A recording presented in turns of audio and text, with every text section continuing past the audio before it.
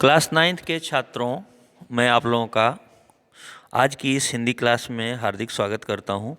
कृतिका नामक पुस्तक से रीढ़ की हड्डी नामक कहानी और रीढ़ की हड्डी नामक कहानी के आखिरी में जो प्रश्न और उत्तर है, उन प्रश्नों के उत्तर को लेकर के मैं आज फिर से आपके सामने उपस्थित हुआ हूँ।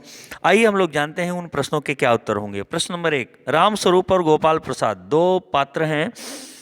तो राम स्वरूप वो हैं जो लड़की के पिता हैं उमा के, और गोपाल प्रसाद वो हैं जो लड़के के पिता हैं यानी शंकर के पिता हैं। दोनों के बारे में बात चल रही है। तो ये लोग एक हमारा जमाना था कहकर अपने समय की तुलना वर्तमान समय से करते हैं। इस प्रकार की तुलना करना कहाँ तक तर्क संगत है, इस प्रश्न का उत्तर दीजिए। वास्तव में पुराने समय में जो चीज़ें थीं वो आज बहुत बदल गई हैं। पुराने ज़माने के लोग किस तरह से खाते पीते थे, किस तरह के वातावरण में रहते थे, आज के लोग उन वातावरण से दूर हैं। एक समय था जब शुद्धता हर एक चीज़ में पाई जाती थी, आज वो चीज़ें नहीं हैं। आज हम हर चीज़ रेडीमेड खाना पसंद करते हैं। और उसी तरह से जैसे समय बदला है, जैसे खान पान बदला है, जैसे रहन सहन बदला है, उसी तरह से व्यक्ति और उसके जीवन में सुखी होना या निरोग होना, स्वस्थ रहना, इन सब चीज़ों में भी बहुत परिवर्तन आया है। उनको पुराने समय से आज के समय वाले बच्चों के बारे में तुलना नहीं की जानी चाहिए, क्योंकि वो बार बार कहते हैं एक हमारा ज़माना था कि हम लोग दर्जनों पकौड़ियाँ खा जाते थे, उसके बाद खाना खाने बैठते थे तो भूख वैसी की वैसी। वास्तव में उस ज़माने में लोग शारीरिक श्रम भी अधिक किया करते थे, सो भोजन पचना और अधिक खाना खा लेना और थोड़ा सा मेहनत भी अधिक कर लेना, ये सारा कुछ मतलब संभव था। लेकिन आज के युग में जिस युग के बच्चों के बारे में ये तुलना कर रहे हैं अपने समय से, उन बच्चों के द्वारा ऐसा करना संभव नहीं है। इसलिए बहुत पुराने समय से आज की पीढ़ी की तुलना नहीं की जानी चाहिए। प्रश्न नंबर 2, रामस्वरूप का अपनी बेटी को उच्च शिक्षा दिलवाना और विवाह के लिए छिपाना, यह विरोधाभास उनकी किस व्यवस्था को उजागर करता है? रामस्वरूप लड़की, कहानी में जो लड़की है उमा, उनके पिताजी हैं।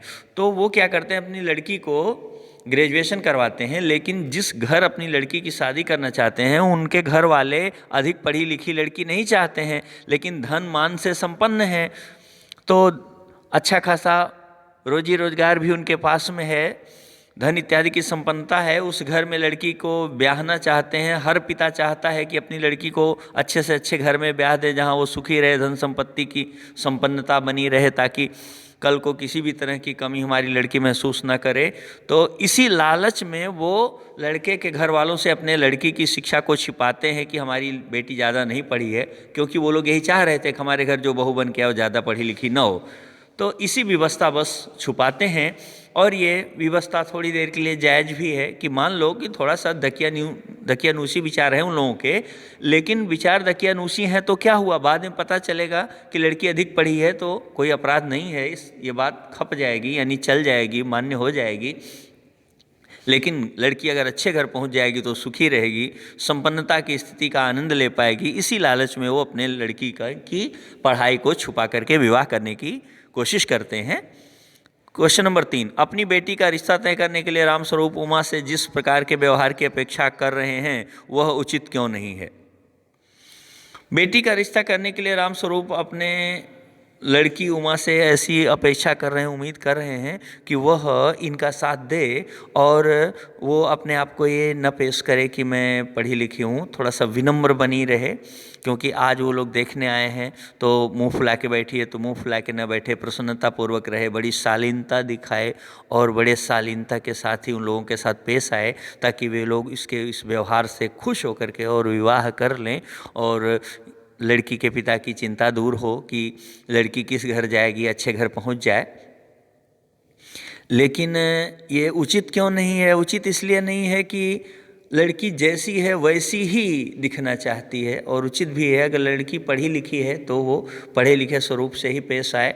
वो अपनी एजुकेशन को, अपने शिक्षा को छुपा करके अगर आज ब्याह कर दिया जाएगा तो कल को हो न हो वो लोग उस बात पे ताने मारेंगे, परेशान करेंगे। कल वो छुपाना, इन बातों का जो छुपाना है, कल के लिए वो चिंता का कारण बने, झगड़े का कारण बने। इसलिए ये उचित नहीं है। लड़की चाहती है कि जो है असलियत बता करके ही संबंधों में छुपाया जाना कल के लिए समस्याप्रद बन जाता है।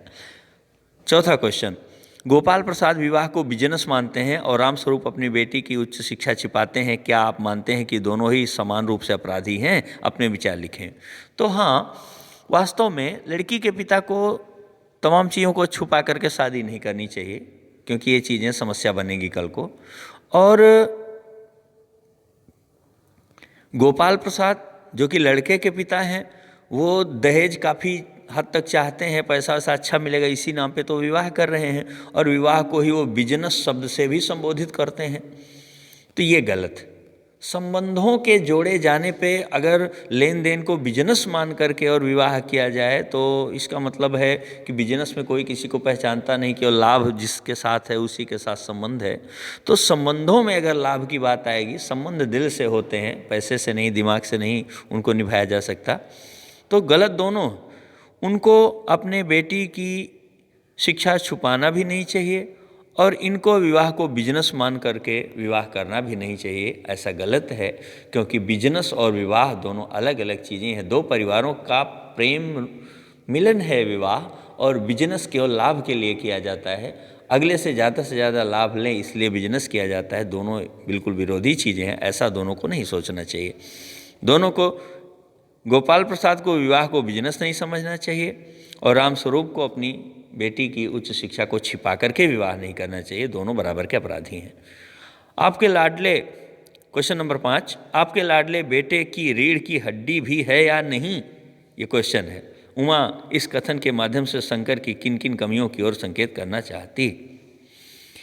उमा जब भड़क पड़ती है, लड़की देखने आए हुए लोग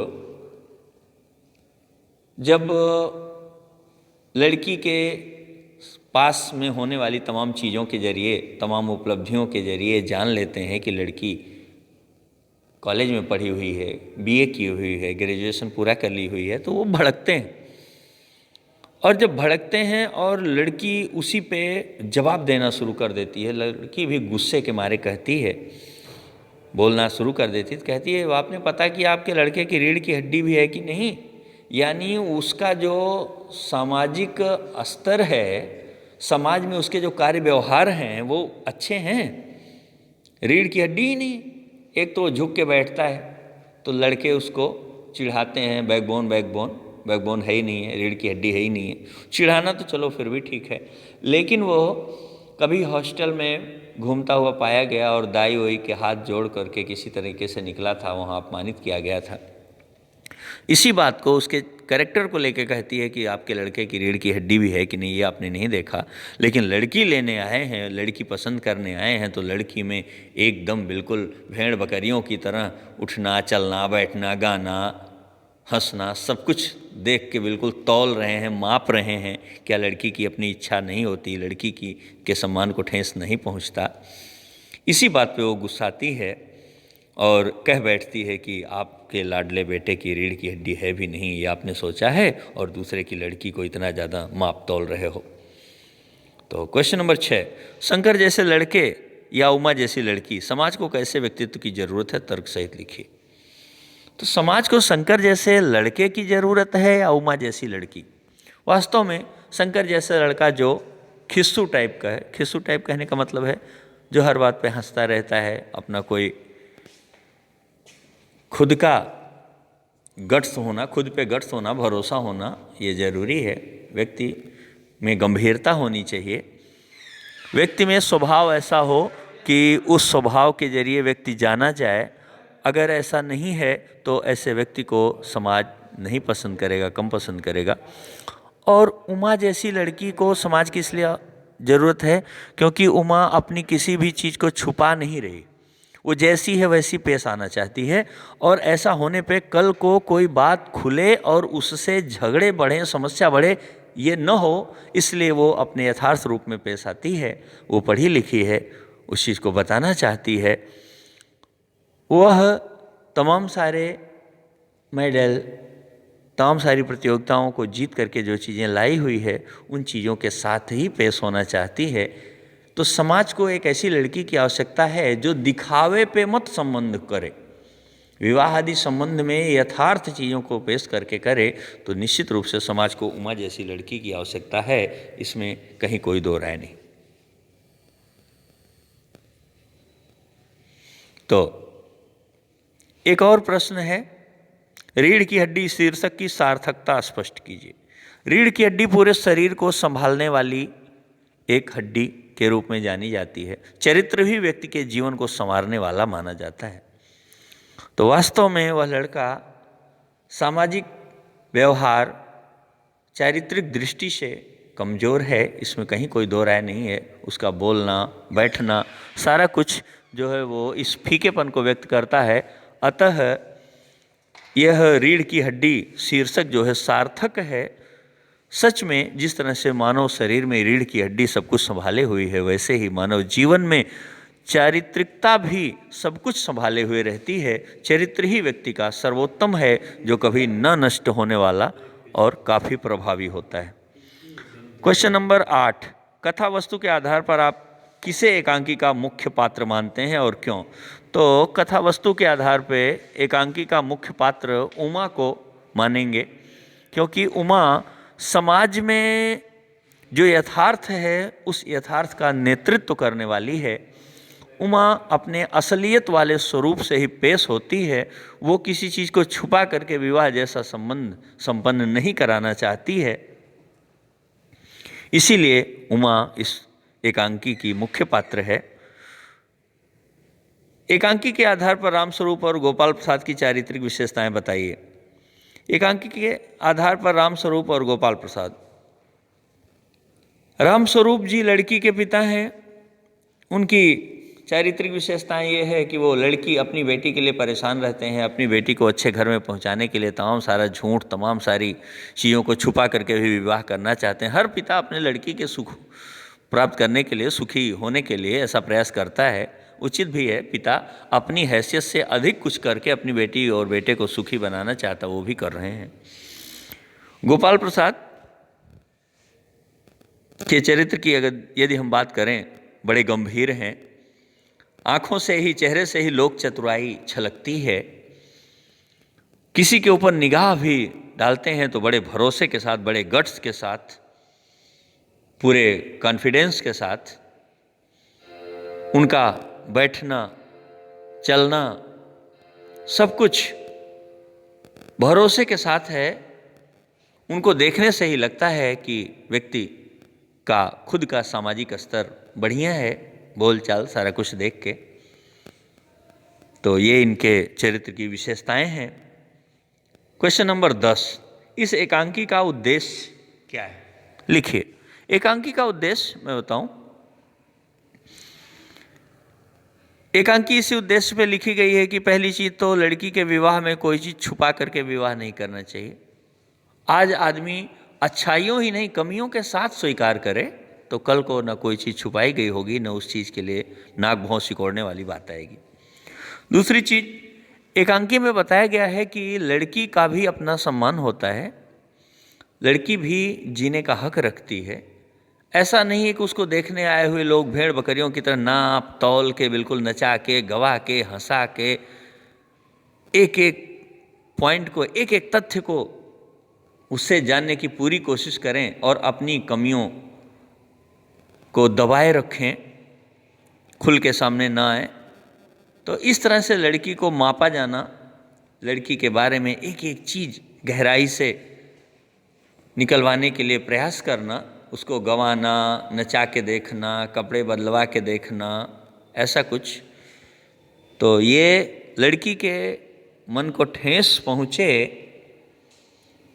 और फिर लड़की को इसलिए पसंद करना कि उसके पिता कितना धन दे रहे हैं, ये सब लड़की के लिए उसके सम्मान न मिलने की बात है, उसको अपमानित करने जैसा है। ऐसा नहीं होना चाहिए। ये एकांकी का उद्देश्य है। क्वेश्चन नंबर 11, समाज में महिलाओं को उचित गरिमा दिलाने हेतु आप कौन कौन सा प्रयास कर सकते हैं? ये आप लोगों को खुद को सोचना है। महिलाओं को गरिमा दिलाने हेतु उनके मान सम्मान का ख्याल रखा जाए।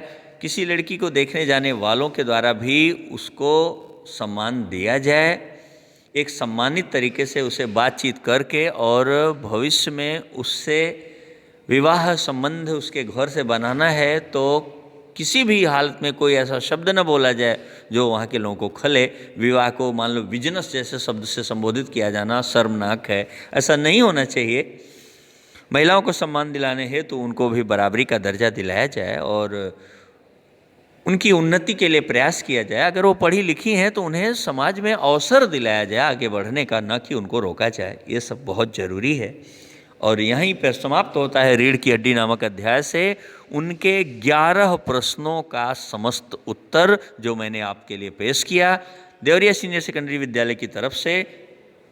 आप लोगों को बहुत बहुत धन्यवाद। इन क्वेश्चन और आंसर को देखें और अपनी परीक्षा में इससे एक सम्मानजनित मार्क उपलब्ध करें, प्राप्त करें।